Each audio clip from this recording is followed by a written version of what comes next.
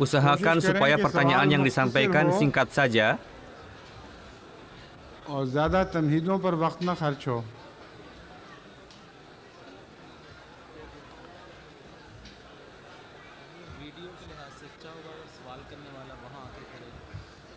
ऊपर आ गए, देर बड़ी हो जाएगी, बहुत बड़ी हो जाएगी।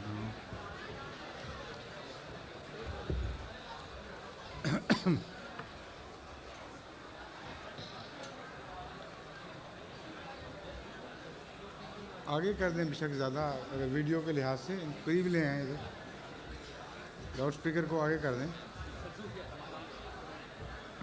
ये माइक्रोफोन को, हाँ।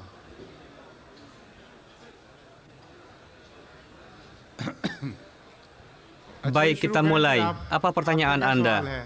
Huzur, pada tahun lalu saya pernah menyampaikan pertanyaan, dan pertanyaan itu melahirkan pertanyaan baru. Oh, berarti perlu 1 tahun bagi Anda untuk melahirkan suatu hasil. Padahal untuk melahirkan anak hanya diperlukan 9 bulan saja.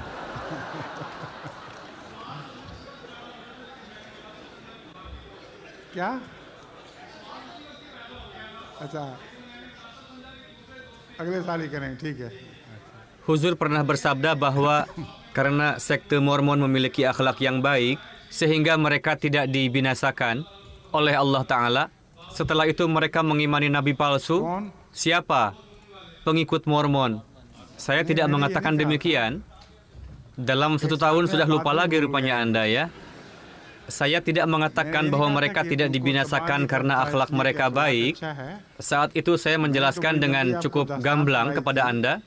Kisahnya masih membingungkan sampai saat ini, dan saya pun masih belum dapat melakukan penelitian, karena apa pendakwaan pendirinya. Jika memang ia tidak mendakwakan, seperti yang dinisbahkan kepada dia saat ini, maka itu tidak bisa dijadikan dasar. Selain itu, saya pun menyampaikan bahwa sekte Mormon, dibandingkan dengan sekte Kristen lainnya, adalah lebih baik. Itu yang saya katakan. Satu pertanyaan saya, Hadrat Khalifatul Masih yang kedua, radhiyallahu ta'ala anhu, menjelaskan pertentangan antara Bible dan Quran. Berkenaan dengan hal itu, beliau menulis di dalam Tafsir Kabir jilid ketiga, halaman 244, bahwa berkenaan dengan Hadrat Harun, Bible mengatakan bahwa Hadrat Harun merupakan saudara Hadrat Musa karena Hadrat Harun merupakan anggota keluarga Bani Lawi yang notabene merupakan keluarga Nabi Musa, namun bukan saudara kandung. Sebagaimana tertulis bahwa Tuhan itu mengatakan, bukankah Harun saudaramu dari Bani Lawi? Itulah rujukan yang Huzur sampaikan. Aku tahu bahwa dia fasih, dikutip dari kitab Keluaran. Namun Al-Quran mengatakan bahwa Hadrat Harun alaihissalam adalah saudara kandung Hadrat Musa alaihissalam, atau saudara seibu. Itu perbedaan yang disampaikan. Namun referensi Bible lainnya mengatakan bahwa beliau berdua adalah saudara kandung. Tertulis bahwa Imran telah menikahi saudari ayahnya bernama Uqbah, dan darinya terlahir Harun dan Musa. Dari itu membuktikan bahwa Bible mengatakan beliau berdua saudara kandung. Ya, dari rujukan yang kedua diketahui bahwa beliau bukan saudara kandung. Berarti Bible yang bertentangan. Maksudnya bertentangan antara Bible dengan Bible lagi. Iya, Huzur. Ya, itu yang harus Anda katakan. Referensi yang dirujuk oleh Hadrat Muslim Maud dari Bible juga kan? Untuk itu, dari itu terbukti bahwa apa yang disampaikan oleh Al-Quran adalah benar. Pernyataan Bible yang bertentangan dengan Al-Quran dinyatakan keliru karena bertentangan dengan referensi Bible lainnya. Faham? Ada satu pertanyaan lagi, Huzur. Ya, silakan. Diyakini juga dalam Islam bahwa terkadang malaikat berubah wujud menjadi manusia. Begitu juga di dalam ajaran Kristen yang terdapat di dalam riwayat Hadrat Ibrahim alaihissalam. Menurut Hadrat Muslim Maud bahwa itu adalah malaikat. Huzur, bagaimana untuk membedakan bahwa ini adalah malaikat berwujud manusia atau memang seorang manusia? Yang mana manusia bisa lapar, menikah, dan lain sebagainya. Allah Ta'ala pun memberikan akal kepada orang yang diperlihatkannya.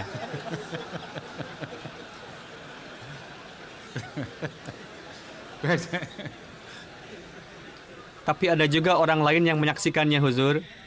Tidak, Tuhan tidak memperlihatkannya kepada orang yang tidak berakal.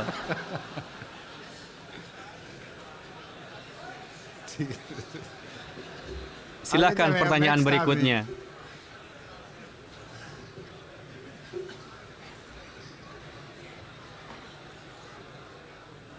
Assalamualaikum Amirul Mukminin. Pertanyaan saya mirip dengan pertanyaan pada tahun lalu. Dalam menjawab satu pertanyaan, Huzur pernah bersabda bahwa jika suami istri salat berjamaah, maka si istri bisa mengucapkan qomat. Jika ayah dan putrinya atau ibu dengan putranya salat berjamaah, maka bagaimana hukumnya untuk putri dan ibunya itu? Apakah mereka bisa qomat? Setelah mendengarkan pertanyaan Tuan, saya teringat sebuah syair. Ketika dalam kegelapan, seorang yang buta, fikirannya melambung sangat jauh sekali.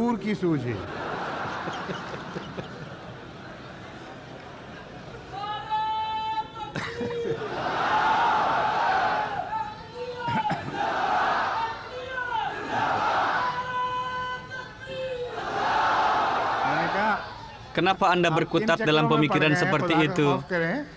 Hal yang seperti itu tidak perlu ditanyakan. Tidak akan ada bedanya yang qomat itu jika putrinya, istrinya, atau saudaranya. Sama saja. Anda masih berkutat di masalah qomat, kapan sholatnya akan dimulai? Huzur, terkadang kita sholat berjamaah di rumah, di mana ada anak, istri, dan saudara. Terkadang kalau ada anak laki-laki, dia yang qomat. Bagaimana kalau anaknya perempuan? Tidak masalah. Anda tidak perlu ragu, salat Anda akan tetap sah.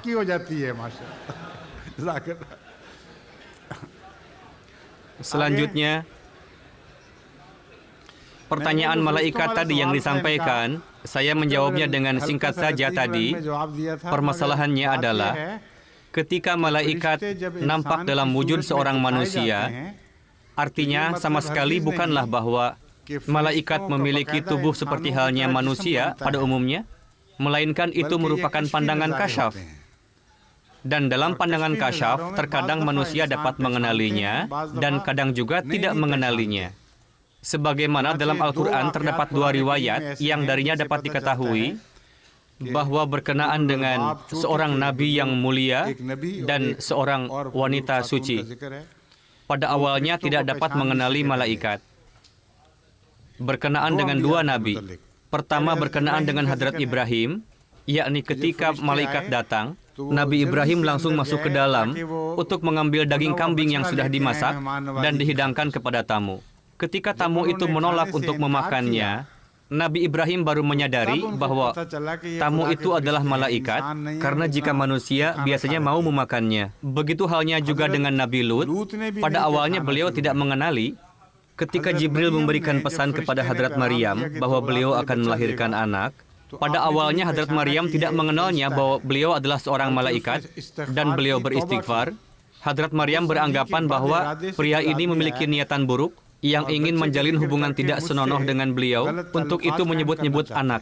Lalu beliau mengatakan bahwa aku adalah wanita baik-baik, sehingga tidak bisa aku diharapkan dapat melakukan perbuatan yang senonoh. Baru laki-laki itu mengatakan bahwa aku adalah malaikat Tuhan, dan aku sampaikan kepada engkau pesan ini. Untuk itu, ketika Allah Ta'ala memperlihatkan pemandangan kasyaf, pada awalnya seseorang beranggapan bahwa ini adalah seorang pria. Lalu Allah Ta'ala menjelaskannya kembali dalam corak kasyaf. Walhasil tidaklah mesti manusia dapat mengenali bahwa itu adalah malaikat, karena Allah Ta'ala akan menjelaskan juga bahwa itu adalah malaikat. Pada zaman Hadrat Rasulullah SAW, suatu ketika ada seorang pria yang hadir ke hadapan Rasulullah dan menyampaikan beberapa pertanyaan. Dan ketika Rasulullah menjawab setiap pertanyaan, pria itu menjawab, benar, benar. Benar apa yang Anda katakan. Berkenaan dengan pria tersebut, sahabat mengatakan bahwa kami tidak pernah melihat pria itu sebelumnya di Madinah, dan tidak nampak juga seperti seorang musafir, dengan pakaian yang rapi dan tubuh yang bersih, dan tidak terdapat tanda-tanda kelelahan di wajahnya, dan juga tidak nampak berdebu. Ketika pria itu menyelesaikan pertanyaannya, ia meminta izin lalu meninggalkan majelis Rasulullah, dan setelah itu tidak nampak kepada siapapun. Rasulullah SAW bersabda mengenai hal itu bahwa pria itu adalah Jibril yang berubah wujud dalam corak seorang pria, lalu menanyakan beberapa pertanyaan kepada saya dengan tujuan untuk mengajarkan kalian. Jibril ingin mengajarkan hal-hal tadi kepada kalian melalui perantaraanku. Untuk itu tidaklah mesti bagi manusia untuk mengenali malaikat-malaikat tadi. Namun orang yang kepadanya diutus malaikat oleh Allah Ta'ala, Allah Ta'ala sendiri akan memberikan ilmu untuk dapat mengenalinya. Untuk itu jika malaikat turun kepada Anda, tidak perlu khawatir, Allah Ta'ala yang akan memberitahukan kepada Anda. Insya Allah. Ini bukan hal yang mustahil. Allah Ta'ala dapat menurunkannya kepada siapa yang Dia kehendaki. Berkenaan dengan mukmin pada umumnya difirmankan dalam Al-Quran, tatanazzalu alaihimul malaikatu alla takhafu wa la tahzanu. Dan memang bukan olok-olokan, terkadang malaikat turun kepada hamba Allah Ta'ala, seorang mukmin biasa yang penyabar. Sekarang pertanyaan yang ketiga, silahkan. Assalamualaikum warahmatullahi wabarakatuh. Ketika Huzur mengadakan pertemuan dengan orang-orang Jerman, saat itu ada seseorang yang bertanya, Anda berbicara kepada saya tapi melihatnya ke sana. Supaya terkena syuting kamera, beliau yang bilang kepada saya untuk melihat ke arah kamera, Huzur. Oh, Anda yang bilang begitu ya? Saya merasa aneh saja. Rasanya seperti terbagi-bagi. Sebagian untuk saya, sebagian lagi untuk kamera. Sekarang sudah benar. Sudah oke. Ada pertanyaan seseorang yang tidak dapat saya fahami dengan baik, yakni ketika terjadi degradasi akhlak dalam suatu kaum, maka Tuhan mengutus utusannya. Begitu juga ketika terjadi degradasi akhlak di negeri Arab, maka diutuslah Hadrat Rasulullah SAW. Lalu pada masa ini Hadrat Masih Maud alaihissalam diutus. Adapun kondisi kaum kita adalah, sebagian orang Ahmadi ada yang biasa minum minuman keras. Lantas bagaimana ia bisa bertabligh kepada orang lain? Padahal Rabuah merupakan pusat kita, namun keadaannya sangat rentan di sana. Kenapa bisa demikian? Seberapa rentan dalam pandangan Anda? Sudah sampai pada puncaknya? Apa yang Anda sampaikan sangat berlebihan. Anda belum menelaah Al-Quran Karim, sehingga Anda tidak mengetahui, yakni meskipun Rasulullah SAW telah datang pada saat itu, banyak sekali dijumpai orang-orang munafik di Madinah, yang mana berkali-kali dijelaskan di dalam Al-Quran Karim. Yakni pasca kewafatan Hadrat Rasulullah SAW, banyak orang Arab yang menjadi murtad. Jadi ini merupakan ilusi Anda saja. Anda beranggapan ketika wujud suci datang dari Allah Ta'ala, maka secara tiba-tiba ia dapat merubah keadaan suatu kaum. Justru dengan datangnya para wujud suci, terdapat kemungkinan untuk berubahnya keadaan suatu kaum. Yang akan berubah adalah mereka yang berusaha dengan jujur untuk merubah kondisinya sendiri. Adapun di dalam Al-Quran, Allah Ta'ala berfirman, Innallaha la yughayyiru ma biqaumin hatta yughayyiru ma bi anfusihim. Allah Ta'ala sekali-kali tidak akan merubah kondisi suatu kaum sebelum kaum itu sendiri berusaha untuk merubah keadaannya. Jadi ketika sinar datang, yang akan mendapatkan manfaat dari sinar itu adalah mereka yang membuka mata. Sedangkan orang yang tetap menutup mata, tidak akan nampak apapun padanya. Kedua, gambaran mengerikan mengenai orang Ahmadi yang Anda gambarkan tadi, tidaklah benar. Sedemikian rupa banyak pengorbanan yang diberikan oleh para Ahmadi di Pakistan demi untuk menegakkan kebenaran. Mereka diuji, dipukuli, dipenjara. Jika dibandingkan dengan non-Ahmadi, bagaimana ketakwaan dan kejujuran yang ada di dalam diri mereka? Mereka dipenjara karena tidak memakan uang suap, bukan karena memakan uang suap. Dengan melihat kelemahan segelintir orang saja, lantas Anda mengeneralisir, itu adalah perbuatan yang bertentangan dengan ketakwaan. Ada seorang khadim yang mengatakan bahwa, kamu mengatakan bahwa jemaat kita adalah jemaat internasional. Saya rasa sudah cukup ini.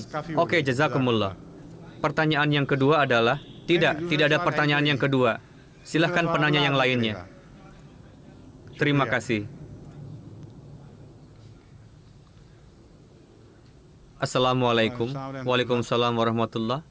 Pertanyaan saya adalah, banyak sekali dijumpai persamaan antara periode Rasulullah SAW dengan periode Hadrat Masih Maud alaihissalam. Tidak, itu terhitung satu periode, hanya periode Rasulullah saja. Periode Rasulullah adalah berlangsung sampai hari kiamat. Ya, di dalam periode tersebut terdapat suatu zaman, yakni semenjak zaman Hadrat Masih Maud alaihissalam, dimulailah zaman Al-Masih. Namun, keduanya tidak dapat dipisahkan. Secara berkesinambungan, periode Rasulullah akan berlangsung sampai hari kiamat. Dan di dalam periode itu, terdapat potongan zaman. Anda seharusnya mengatakan seperti itu. Yakni zaman Hadrat Masih Maud alaihissalam. Ya, benar. Ya, di antara dua zaman ini terdapat cukup banyak kesamaan. Kenapa hanya cukup? Semuanya harus sama. Dalam hal ini Hadrat Rasulullah SAW telah berhijrah dari Makkah ke Madinah. Bisakah kita memikirkan bahwa periode huzur saat ini, saya faham maksud pertanyaan Anda. Pemikiran yang Anda sampaikan tadi dan pertanyaan tersebut, jawabannya telah diberikan oleh Hadrat Masih Maud alaihissalam sendiri. Beliau alaihissalam bersabda bahwa Allah Ta'ala telah mengilhamkan kepadaku bahwa engkau akan mengalami suatu masa seperti yang pernah dialami oleh Musa. Sebagaimana Hadrat Musa telah berhijrah ke tempat yang jauh untuk menghindarkan diri dari Fir'aun, demikian pula akan tiba masa seperti itu kepadamu. Namun bersamaan dengan itu Hadrat Masih Maud alaihissalam bersabda bahwa yang dimaksud oleh ilham ini tidaklah mesti aku yang akan melakukannya. Mungkin saja sepeninggalku dengan perantaraan seorang khalifahku, Allah Ta'ala akan menggenapi nubuatan tersebut. Walhasil, pertanyaan Anda telah dijawab oleh Hadrat Masih Maud alaihissalam sendiri sebelum ini. Baik, terima kasih Huzur.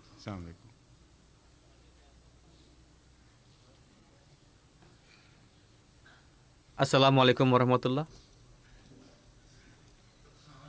Waalaikumsalam warahmatullahi.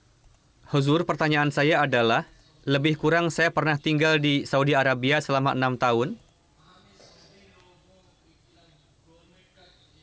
Tolong mic-nya ditinggikan. Oke. Merupakan peraturan di Arab Saudi di sana, yakni tidak boleh menyampaikan tabligh. Jika orang Arab mengatakan bahwa kami tidak tahu apakah Masih Maud alaihissalam ini sudah datang ataukah belum. Untuk itu ketika tiba hari kiamat nanti dan Allah bertanya kepada orang Arab, maka orang-orang Arab ini akan menjawab kepada Allah Ta'ala bahwa kami tidak tahu bahwa Imam Mahdi telah datang karena tidak ada yang mengabarkan kepada kami. Untuk itu kami tidak mengimaninya. Pertanyaan saya, apakah Allah Ta'ala akan mengampuni orang Arab yang berkata seperti itu? Bisakah mereka menjawab seperti itu kepada Allah Ta'ala? Jika ada orang yang menutup matanya, sehingga sinar tidak sampai kepadanya, lalu tersandung di jalan dan jatuh, lantas dia mengatakan, seharusnya tadi saya tidak jatuh, karena sinar tidak sampai kepadaku. Apakah alasan orang tersebut akan dibenarkan? Tidak, Huzur. Jika mata seseorang terbuka, namun sinar tidak sampai padanya, maka orang yang seperti itu tidak salah. Namun jika sengaja menutup mata dan tidak mau mendengarkan pesan tabligh, menutup kuping juga, maka alasan orang tersebut tidak akan dapat diterima. Ketika mereka pergi keluar pun, tetap saja mereka tidak mau mendengarkan pesan tabligh. Silahkan Anda cek sendiri.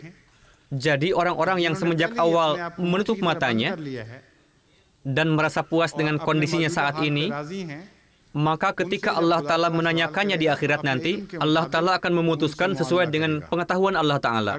Jika tidak sampainya tabligh Jemaat Ahmadiyah atau Hadrat Masih Maud alaihissalam kepada mereka bukanlah karena kesalahan mereka, maka tidaklah mungkin Allah Ta'ala akan murka kepada mereka tanpa sebab. Namun jika pada kenyataannya adalah kesalahan mereka dan termasuk ke dalam niatan mereka, maka Allah Ta'ala akan memperlakukan sesuai dengan kehendaknya. Terima kasih Huzur. Assalamualaikum. Assalamualaikum Huzur. Saya akan menyampaikan 2 pertanyaan ke hadapan Huzur. Silakan. Pertanyaan pertama berkenaan dengan penetapan hukum syariat di Pakistan. Sebentar izinkan saya untuk mengumumkan. Ziaullah Tahir, jika mendengar pengumuman ini, mohon datang ke panggung. Putra dari Amir Sahib bernama Ziaullah Tahir. Apakah Zia ada di sini? Zia, kemari. Tidak perlu takut, ke sini.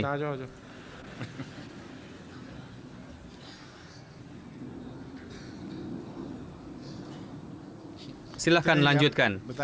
Pertanyaan pertama mengenai penetapan hukum syariat di negeri Pakistan. Yakni jika seorang wanita dizalimi dengan disetubuhi secara paksa, jika wanita tersebut menyampaikan gugatannya di pengadilan bahwa ia dizalimi, namun jika wanita itu tidak dapat menghadirkan 4 saksi di pengadilan, maka pengadilan akan membatalkan gugatannya itu. Bahkan wanita itu dinyatakan bersalah, lalu mendapatkan hukuman atas pelanggaran perbuatan zina. Peristiwa ini pernah terjadi di Pakistan. Ya, saya paham. Bahkan dikabarkan juga di berita Inggris dan Jerman. Di dalamnya tertulis bahwa hukum seperti itu akan lebih memperburuk kondisi para wanita. Jika pada saat ini, saya paham yang Anda sampaikan, apa yang ingin Anda tanyakan dalam hal ini? Dalam hal ini, apa pandangan Islam? Ini merupakan salah satu keadaan yang mencemarkan nama baik Islam di Pakistan. Putusan seperti itu sama sekali tidak dibenarkan. Bagaimana pandangan Islam dalam hal ini jika seorang wanita menyampaikan gugatan seperti itu ke pengadilan? Pengadilan akan memutuskan sesuai dengan keadaan.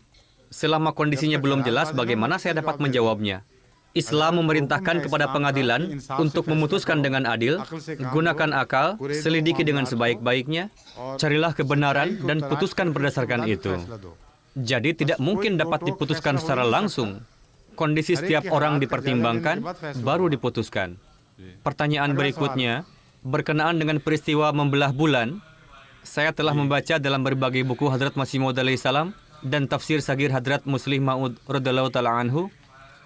Berdasarkan itu, atau menurut pemikiran saya, silakan Anda sampaikan, tidak perlu segan, bahwa bulan tidaklah terbelah dua secara zahir. Namun ketika saya berdiskusi dengan kawan-kawan Ahmadi lainnya, mereka berkeyakinan bahwa bulan telah terbelah dua secara zahir. Dari tulisan Hadrat Masih Maud alaihissalam di dalam buku Aina Kamalatil Islam dan buku-buku lainnya, dari itu dapat diketahui bahwa pada hakikatnya bulan terbelah dua.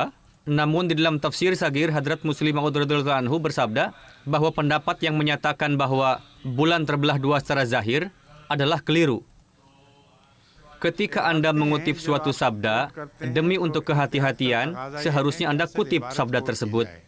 Anda menyampaikannya di dalam majelis yang besar seperti ini, mungkin saja ada perbedaan di dalam sabda tersebut. Jangan sampai memberikan kesan keliru kepada orang-orang. Untuk itu perlu diingat, jika ingin menyampaikan pertanyaan yang berkaitan dengan sabda Hadrat Masih Maud alaihissalam atau para khalifah beliau, hendaknya tulisan tersebut dihadirkan dan disampaikan pada kesempatan seperti ini.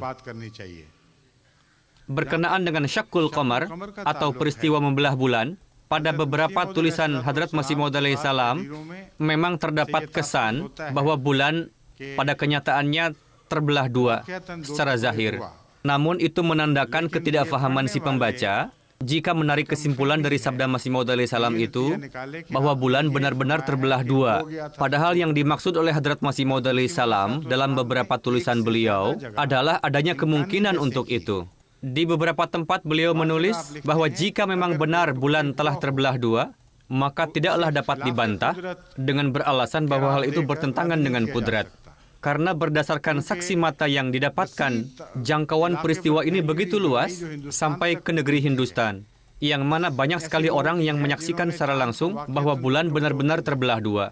Untuk itu berdasarkan kesaksian yang begitu banyak, kami tidak akan menerima lagi perdebatan lainnya. Namun kemungkinan kedua yang disampaikan oleh Hadrat Masih Maud alaihissalam bahwa peristiwa itu terjadi dalam corak kasyaf yang luas. Untuk itu ketika Hadrat Masih Maud alaihissalam mempersembahkan berbagai kemungkinan, lantas jika ada yang beranggapan bahwa Hadrat Masih Maud alaihissalam meyakini itu terjadi secara zahir, pendapat seperti itu tidaklah benar. Adapun Hadrat Muslih Ma'ud radhiyallahu anhu, beliau menerima salah satu di antara dua kemungkinan tersebut. Yang menjadi penyebabnya adalah saat itu beliau tengah menghadapi keberatan-keberatan yang dilontarkan oleh orang-orang Eropa, di mana seiring dengan berkembangnya zaman, kepada beliau dibukakan satu ilmu pengetahuan bahwa sepanjang sejarah bulan tidak pernah terjadi peristiwa pecahnya bulan menjadi dua, yakni berdasarkan bukti sains, yang mana hal itu terungkap pada zaman Hadrat Muslih Ma'ud radhiyallahu anhu, sementara pada zaman Hadrat Masih Maud alaihissalam belum. Sehingga dalam pandangan Hadrat Muslih Ma'ud, ada satu di antara dua kemungkinan tersebut, yakni apapun yang terjadi, bulan tidaklah benar-benar terbelah menjadi dua, melainkan nampak seperti terbelah. Dan untuk itu pun ada beberapa kemungkinan. Dalam suatu pertemuan di Inggris, saya telah mengemukakan satu kemungkinan yakni berdasarkan penyelidikan yang dilakukan oleh para ilmuwan, साइंसदानों ने बयान किया है bahwa meteor, yakni pecahan-pecahan yang terjatuh dari langit, jika pecahan meteor yang besar jatuh ke bumi ataupun ke laut, maka dapat menyebabkan timbulnya badai yang sangat besar. Sehingga pada garis horizon atau ufuk dipenuhi dengan badai debu. Jika pada saat yang sama ada yang melihat ke arah bumi dari planet lainnya, maka orang itu akan mengira bahwa bumi telah terbelah dua. Adapun berkenaan dengan bulan, para ilmuwan mengatakan bahwa banyak sekali meteor yang jatuh ke bulan. Sehingga kondisi permukaan bulan itu sendiri seperti penyakit cacar, yakni dipenuhi dengan lubang yang besar-besar. Penyebabnya adalah karena di bulan itu hampa udara. Sehingga pecahan-pecahan meteor tanpa terbakar terlebih dahulu langsung jatuh ke permukaan bulan. Untuk itu tidaklah mustahil jika ada potongan meteor dari langit yang sangat besar, apakah itu batu atau benda padat lainnya, jatuh menimpa permukaan bulan yang menimbulkan badai debu yang sangat banyak. Sehingga orang-orang yang menyaksikan di bumi nampak kepada mereka bahwa bulan telah terbelah menjadi dua bagian. Walhasil ada kemungkinan yang lainnya lagi bahwa di bulan tidak terjadi apa-apa, namun pandangan kasyaf meliputi secara global, yakni Allah Ta'ala telah memperlihatkan pandangan kasyaf kepada banyak orang, di mana di dalam kasyaf tersebut bulan terbelah menjadi dua. Karena berkenaan dengan kasyaf yang seperti itu, kita mengetahui dalam sejarah agama, yakni kasyaf yang dialami oleh Hadrat Umar radhiyallahu anhu. Pada saat itu beliau menyaksikan langkah yang keliru yang dilakukan oleh pasukan Muslim di bawah pimpinan Sariyah yang terjadi di tempat yang sangat jauh dari Madinah. Saat itu beliau tengah menyampaikan khutbah Jum'ah di Madinah, lalu Hadrat Umar bersabda, "Ya Sariyatal Jabal, ya Sariyatal Jabal." Yang artinya, wahai Sariyah, berlindunglah ke arah bukit, jika tidak kalian akan merugi. Suara Hadrat Umar tersebut tidak hanya terdengar oleh Sariyah, bahkan terdengar oleh seluruh pasukan Muslim. Para sahabat yang tengah menyimak khutbah Hadrat Umar, mereka pun melihat kepada Hadrat Umar yang mengatakan, "Ya Sariyatal Jabal." Setelah selesai ibadah salat Jumat, mereka menanyakan, apa maksud yang Tuan sampaikan ketika khutbah tadi? Hadrat Umar menjawab, "Saya melihat di dalam kasyaf, Sariyah membawa pasukannya meninggalkan bukit untuk menyerang musuh. Padahal kekuatan musuh lebih baik pada saat itu. Jika saja pasukan Muslim tidak menempuh langkah tersebut, ada kemungkinan mereka akan mendapatkan kekalahan. Karena saya melihat pemandangan kasyaf tersebut, sehingga secara spontan keluar dari mulut saya, 'Ya Sariyatal Jabal, ya Sariyatal Jabal.' Wahai Sariyah, berlindunglah ke arah bukit." Di kemudian hari ada yang menyampaikan kabar kepada Hadrat Umar, yang mana persis seperti yang telah terjadi. Walhasil, terdapat kesaksian yang otentik di dunia ini, yakni dengan perantaraan kasyaf yang global, ditampakkan satu pemandangan kepada banyak orang. Untuk itu, ini bukanlah suatu masalah yang pelik. Yang sesungguhnya terjadi adalah ketika Rasulullah menunjukkan jarinya ke arah bulan, pada saat itu orang-orang Arab pasti tengah melihat kondisi bulan yang telah terbelah dua. Apa buktinya? Bukti yang terbesar adalah para orientalis, yakni orang-orang non-Muslim yang melakukan penelitian berkenaan dengan Islam, mereka bersepakat bahwa jika di dalam Al-Quran dijelaskan suatu kejadian yang berkaitan dengan zaman itu pasti benar adanya. Jika tidak, seluruh umat Muslim akan menganggap Rasulullah pendusta dan meninggalkan beliau. Nauzubillah. Dan seluruh Arab akan mengolok-olok beliau dengan mengatakan bahwa kamu telah membuat-buat dongeng saja. Berdasarkan prinsip tersebut, ketika dijumpai ayat tersebut di dalam Al-Quran, "Iqtarabatis sa'atu wansyaqqal qamar," bahwa waktu kiamat telah dekat karena bulan telah terbelah dua. Untuk itu pasti orang Arab menyaksikan bulan terbelah menjadi dua. Lantas apa yang diperdebatkan? Apakah itu pandangan kasyaf, atau benar-benar terbelah, atau nampak terbelah dua, atau muncul badai debu, atau gempa bumi, dan lain-lain? Itu semua bukanlah sesuatu yang esensial. Poin yang mendasar dari ini adalah, berdasarkan ayat tersebut, dunia terpaksa mengakui bahwa pasti telah terjadi sesuatu yang menyebabkan nampak kepada manusia bulan terbelah dua. Faham?